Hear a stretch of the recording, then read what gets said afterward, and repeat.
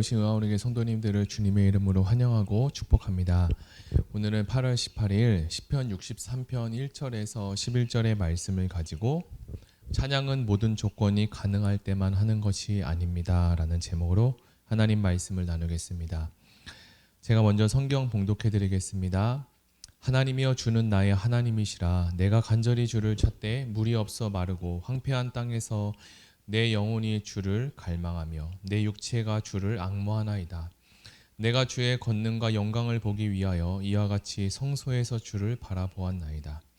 주의 인자하심이 생명보다 나음으로 내 입술이 주를 찬양할 것이라. 이러므로 나의 평생에 주를 송축하며 주의 이름으로 말미암아 나의 손을 들리이다.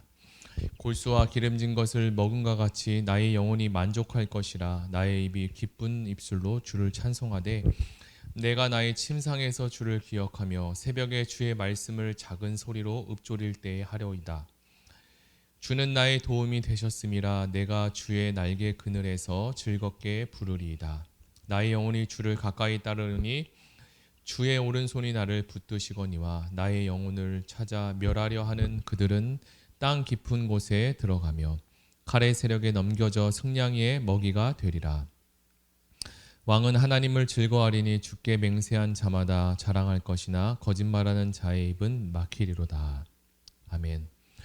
복음성가 찬양 중에 주의 인자하심이 생명보다 나음으로 내 입술은 주를 찬양이라는 찬양을 많이 부르면서 자랐던 것 같습니다. 이 가사가 바로 오늘 시편 63편에 나오는 말씀에서 인용한 찬양이기도 합니다. 시편 63편은 다윗의 친아들 압살롬의 반역으로 말미암아 찾아온 위기 상황 속에서 다윗이 유대 광야로 도망갔을 때 기록한 것으로 본문 표제에서 밝히고 있습니다. 도망 다니는 신세인 다윗이었지만 그는 하나님에 대한 믿음만큼은 변하지 않았습니다.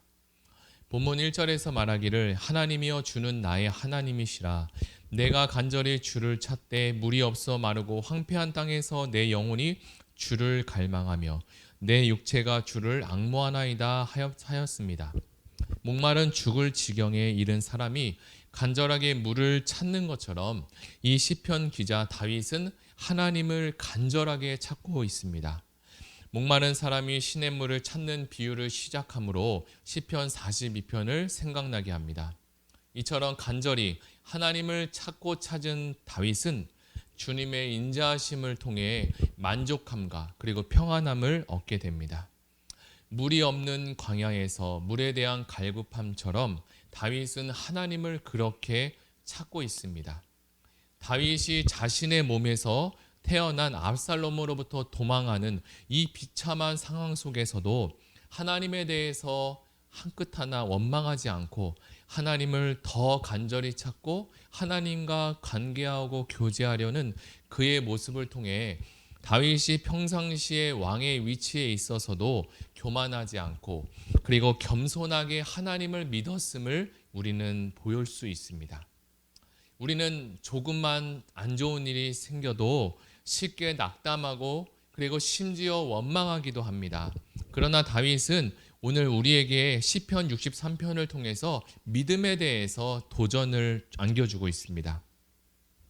낙담할 만한 일이 생겼을지라도 다윗이 하나님을 간절히 찾은 것과 같이 우리 모두에게도 그런 다윗과 같은 모습이 있기를 바랍니다.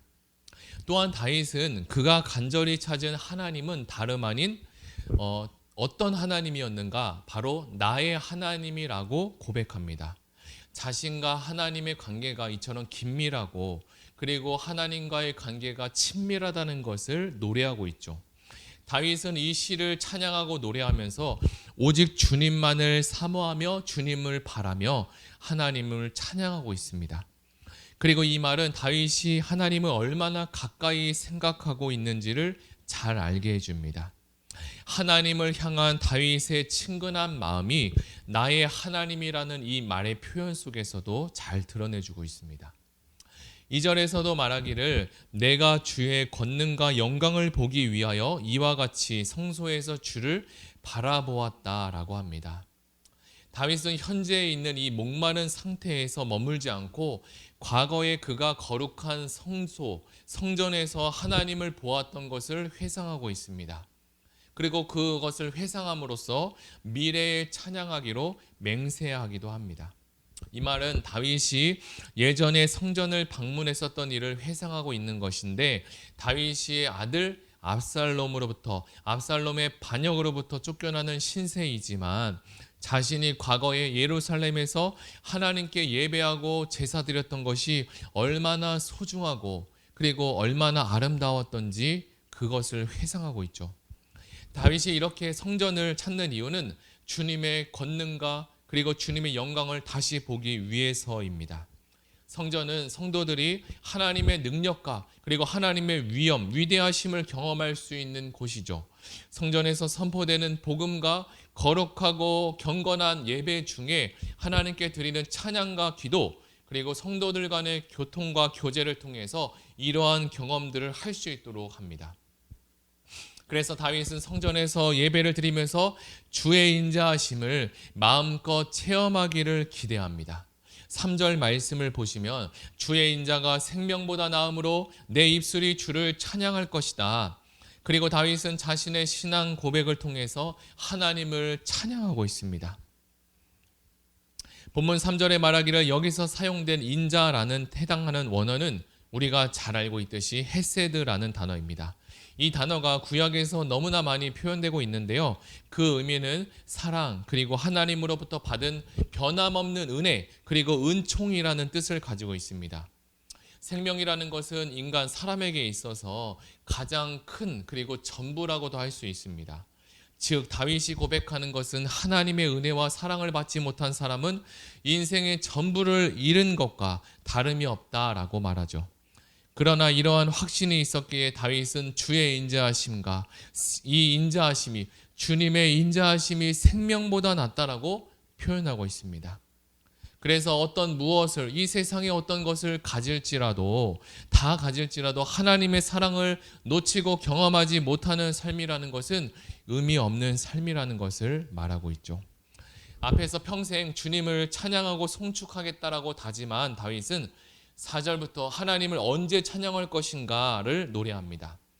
그는 밤에 침대에서 주님을 기억할 것이고 이른 아침이 될 때에도 주님을 사모할 것이다 라고 이야기합니다. 이것은 다윗이 얼마나 하나님을 사모하고 사랑하는 사람인가를 보여주고 있는데요. 평생에 있어서 저와 여러분에게 가장 부러운 사람은 누구입니까? 어떤 것을 가진 사람입니까? 어떤 것을 소유한 사람입니까? 아니요, 하나님을 사모하고 하나님을 사랑하는 사람입니다. 그런 사람에게 이 땅에 어떤 것이 부족한 것이 있겠습니까? 또한 다윗이 하나님의 인자하심 때문에 느끼게 된 만족감에 대해서, 잔치에 대해서, 맛있는 음식을 먹을 때의 즐거움에 대해서 비유하고 있는데요. 본문 5절이 이를 증거하고 있습니다. 골수와 기름진 것을 먹음과 같이 나의 영혼이 만족할 것이라. 나의 입이 기쁜 입술로 주를 찬송하되 라고 합니다. 6절에서도 내가 나의 침상에서 주를 기억하며 새벽에 주의 말씀을 작은 소리로 읊조릴 때 하오리이다.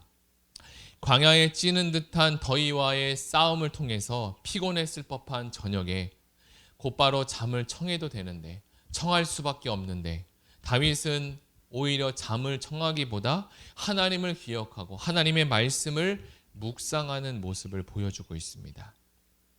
다윗이 광야에서 지날 때 육체적으로 많이 힘들었습니다.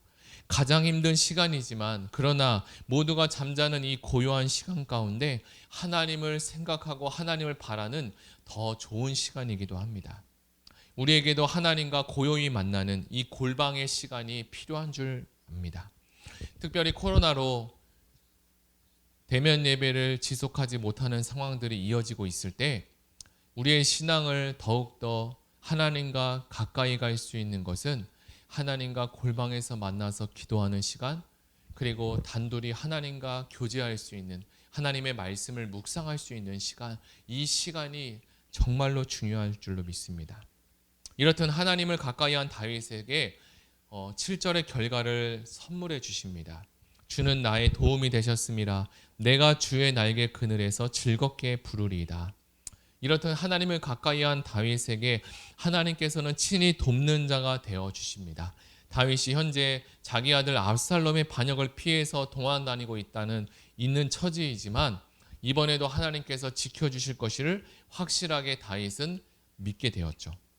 앞으로도 하나님을 가까이 할 때 하나님께서 보호해 주시고 지켜주실 것이라는 것을 다윗은 확신하고 있습니다. 이러한 위기가 거듭거듭 될수록 다윗은 믿음이 더욱더 굳건해지고 강건해지는 것을 볼 수 있습니다.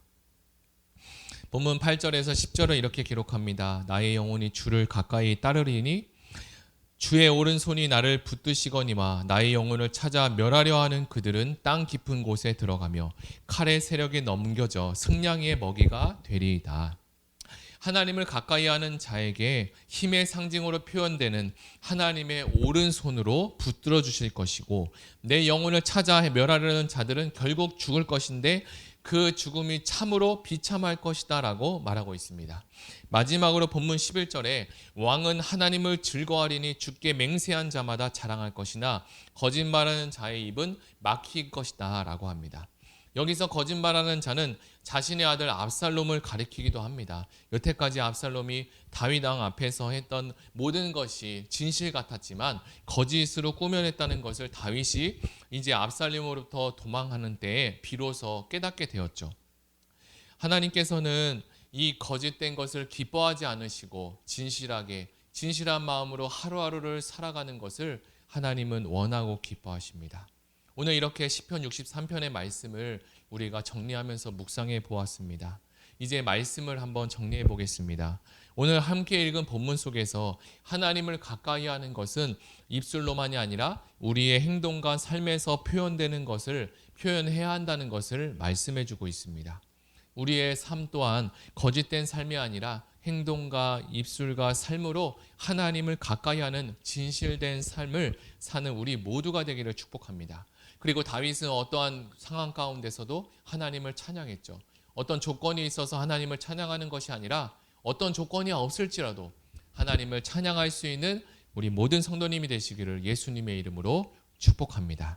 우리 들은 말씀을 생각하며 같이 기도하기를 원합니다. 다윗은 시편 63편 표저에 의해서 말하는 것 같이 압살롬에게 쫓기는 위급한 상황에 처해 있었습니다. 이러한 위기는 우리 모두에게 언제든지 찾아올 수 있습니다. 그러나 다윗은 이렇게 위험한 위기 앞에서 평안한 마음으로 하나님을 찬양했습니다. 우리는 위기 가운데 조마조마하고 염려가 근심도 많을 텐데 말입니다. 오늘 우리가 이 말씀에 도전하기를 원합니다. 나를 짓누르는 여러 가지 어려움의 상황들, 내면의 어려움들이 하나님을 찬양할 때 사라지게 하시고 회복된다는 사실에 도전하기를 원합니다. 우리 이 시간에 이 말씀에 도전하며 다 같이 기도하시겠습니다. 하나님 아버지 감사합니다. 시편 63편 1절에서 11절의 말씀을 통하여서 다윗이 압살롬에 쫓기는 어떻게 보면 이 세상의 가장 큰 위기 중에 자신의 아들이 자기를 쫓아온다는 것은 이 세상의 어떤 위기보다 더 크고 가슴 아픈 위기일 것입니다. 그런데 하나님 언제 그랬냐는 듯이 내 입술이 주님을 찬양한다고 얘기한 것을 우리가 보게 되었습니다. 하나님, 우리가 살아가면서 위기를 만나게 되고 가족 간의 관계 속에서 또는 다른 사람과의 관계 속에서 또는 상황과 환경이 주는 어려움 속에서도 위기를 발할 수 있습니다. 그러나 그 위기 가운데 다윗과 같이 하나님을 찬양하고 그리고 밤이 지나고 해가 떨어졌을 때 이 어두운 밤 가운데 하나님을 묵상했던 다윗과 같이 하나님께 기도하며 나아갔던 다윗과 같이 하나님 거기에 하나님의 능력이 있을 줄 믿습니다. 하나님 다른 모든 것들을 다 내려놓고 하나님과 깊은 교제로 들어갈 때 하나님 어떤 위기가 닥칠지라도 어려움이 우리에게 찾아올지라도 그 모든 것들을 넘어설 수 있는 하나님의 은혜가 부어지는 것을 우리가 오늘 말씀을 통해서 알게 되었습니다. 하나님 사랑하는 우리의 모든 성도님들이 하나님 골방의 기도 가운데 들어가게 하시고 골방에서 하나님 말씀을 묵상하며 읽고 하나님 말씀을 암송하며 나아갈 수 있는 은혜가 충만하게 하여 주시옵소서. 감사드리며 예수님의 이름으로 기도드립니다. 아멘. 이어서 기도할 것은 우리 교회가 영혼을 살리는 공동체가 되게 하여 주시고 성도들이 복음을 듣고 나누면서 영혼에 대한 열정과 재생산의 삶을 기쁨으로 감당하게 사모하게 하여 주시옵소서. 그리고 가지고 오신 개인 기도 제목과 그리고 나라 민족을 위해서 다 같이 기도하시겠습니다.